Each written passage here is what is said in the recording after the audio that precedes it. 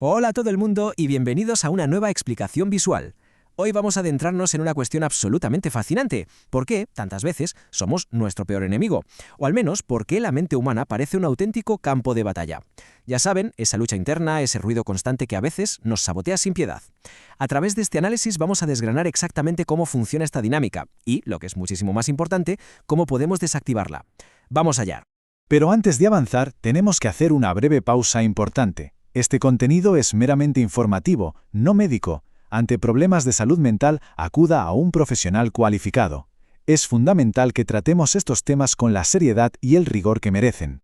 Vale, entremos en materia. Nuestra agenda de hoy cubre 5 pilares. 1. La regulación del sistema nervioso. 2. El cerebro tramposo.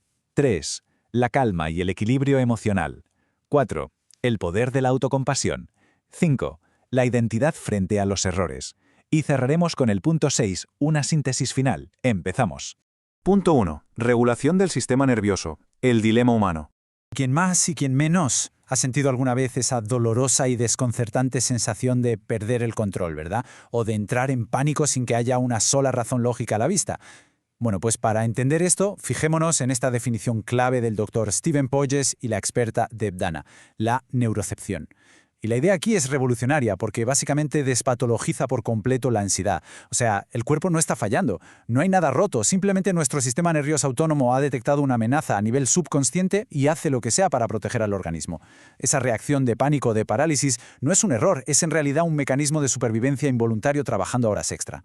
Entonces, ¿cómo recuperamos el control? Pues existen 3 pasos súper prácticos. Primero, identificar el estado. A ver, ¿esto es ansiedad de lucha o huida o es parálisis total? Segundo, cuestionar esa neurocepción. ¿Hay una amenaza real ahora mismo o es estrés acumulado de toda la semana? Y tercero, y este es el paso crucial, activar el llamado freno vagal. Esto se hace físicamente, con herramientas como una respiración lenta y rítmica para enviarle una señal mecánica de seguridad al cerebro y obligarlo a volver a la calma.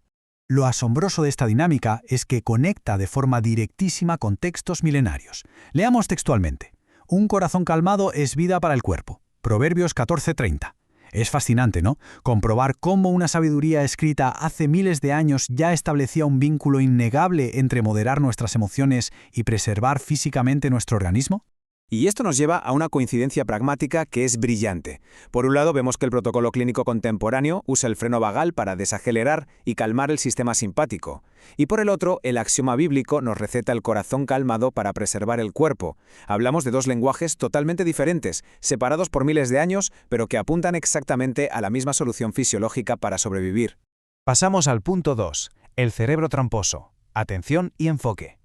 Aquí el terapeuta Paul Gilbert aborda un tema que agota muchísimo, la rumiación constante. Ya saben, ese estado en el que la mente no para de darle vueltas a escenarios catastróficos, robándonos toda la energía. Gilbert propone que nuestra inteligencia en el fondo está mezclada con instintos primarios. O sea, el cerebro está diseñado para anticipar amenazas, no para hacernos felices. Para gestionar esto nos da 3 pasos. Primero, despersonaliza el pensamiento. Entiende que es solo un mecanismo de supervivencia en acción, no eres tú. Segundo, abandona la lucha. No intentes reprimir esos pensamientos a la fuerza bruta, porque rebotan. Y tercero, redirige la atención compasivamente hacia el presente. Básicamente, se trata de dejar de ver a nuestra propia mente como si fuera el enemigo. De nuevo, si buscamos el paralelismo histórico, nos encontramos con este mandato clarísimo de redirección cognitiva continua. Leamos textualmente. Piensen constantemente en todas las cosas que son verdaderas, las que son justas, todas las que son castas, todas las que inspiran amor y todas las que son dignas de alabanza. Filipenses 4:8. Si lo analizamos de forma imparcial, este texto funciona como un mecanismo óptimo para ocupar la mente sistemáticamente, impidiendo que el cerebro caiga en ese vacío donde prolifera la rumiación destructiva. Sección 3. Calma y equilibrio emocional. Restaurando la energía. Vivimos en una auténtica epidemia de agotamiento, un síndrome de burnout generalizado. Fijaos en esto, vamos por la vida con el sistema de amenaza y el sistema de logro ocupando casi todo nuestro espacio mental. O estamos defendiéndonos de problemas constantemente, o estamos persiguiendo metas de forma frenética. Mientras tanto, ese pequeñísimo fragmento que vemos representa el sistema de calma, y al tenerlo tan atrofiado nos resulta imposible liberar las endorfinas necesarias para sentir seguridad y relajación. Para corregir semejante desequilibrio, la psicología nos propone intervenciones súper concretas. Primero, es necesario hacer un autoescaneo emocional cada día para ver dónde estamos. Luego, y esto cuesta horrores, hay que agendar literalmente el no hacer nada, durante 15 o 20 minutos, sin ningún objetivo productivo. Y finalmente, buscar micromomentos de afecto e interacciones cálidas. Todo esto activa de forma intencionada ese sistema de calma para que la mente, por fin, pueda restaurarse. Sobre este mismo punto, en la antigüedad también se advertía duramente contra esta obsesión laboral. Dice textualmente: «Mejor es un puñado de descanso que un puñado doble de duro trabajo y esforzarse tras el viento». Eclesiastés 4:6. Esta es una idea que resuena muchísimo con la instrucción que dio Jesucristo en el relato de Marcos 6:31, cuando pidió explícitamente a sus seguidores que detuvieran su actividad extenuante para ir a descansar un poco a un lugar solitario. La conclusión es innegable. La preservación de nuestra integridad humana requiere saber pausar. Avanzamos a la sección 4. El poder de la autocompasión, transformando la voz interna.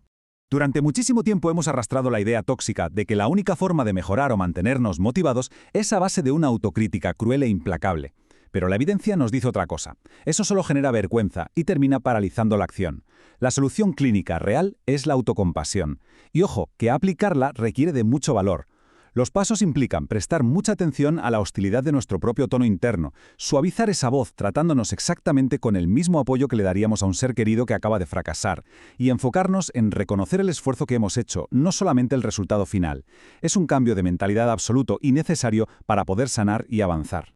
Observemos cómo esta idea del cuidado al hablar ya se reflejaba históricamente.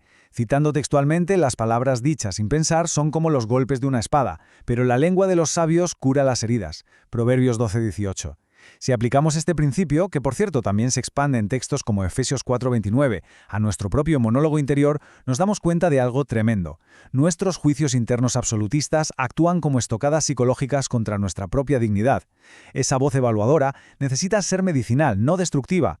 Vamos con la sección 5. Identidad frente a los errores, liderando tus partes.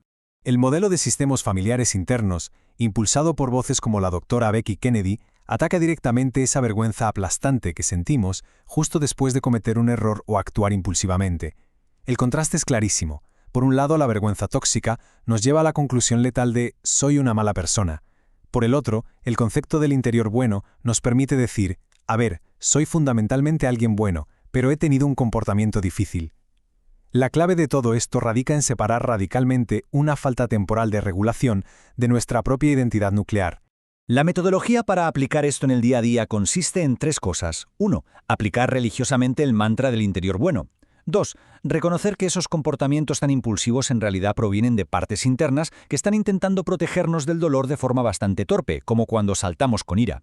Y 3. Practicar la autorreparación. Esto significa asumir nuestra responsabilidad y pedir disculpas externamente de forma incondicional, pero sin sentir la necesidad de destruir nuestro propio valor como personas en el proceso. Este reconocimiento de nuestra inmensa fragilidad tiene un eco profundo. Los textos sagrados exponen textualmente: «Se acuerda de que somos polvo», Salmo 103:14. Y también, «porque lo bueno que deseo no lo hago, pero lo malo que no deseo es lo que practico», Romanos 7:15. Estas citas establecen una base de autoexamen sumamente realista. Aceptan empíricamente las contradicciones humanas y nuestra imperfección natural, alejándose por completo de cualquier condena paralizante o vergüenza tóxica. Llegamos finalmente a la sección 6. Síntesis y conclusión. 2 ángulos de la psique. Habiendo recorrido estos 5 pilares, si analizamos ambos enfoques con total imparcialidad, notamos algo sumamente interesante. A nivel de solución práctica, la armonía es enorme. Las dos corrientes buscan aplacar la activación del sistema nervioso, promover el descanso de calidad y encauzar nuestra atención. Sin embargo, colisionan de forma drástica en su base metafísica. Mientras que la psicología moderna asienta la solución en la premisa de que tenemos una bondad nuclear inviolable, la teología bíblica fundamenta la restauración en el reconocimiento de una imperfección heredada y en la sumisión a principios éticos superiores. Son, en definitiva, dos raíces muy distintas para llegar a un alivio práctico asombrosamente similar. Reflexionar sobre cómo estos dos grandes enfoques comprenden la naturaleza humana no solo nos brinda herramientas buenísimas para sobrellevar el día a día, sino que plantea preguntas existenciales fascinantes sobre quiénes somos realmente. Hay una gran belleza en analizar la mente humana usando estos dos lentes en paralelo. Seguiremos explorando estas apasionantes intersecciones en las próximas entregas de esta serie de explicaciones visuales. ¡Hasta la próxima investigación!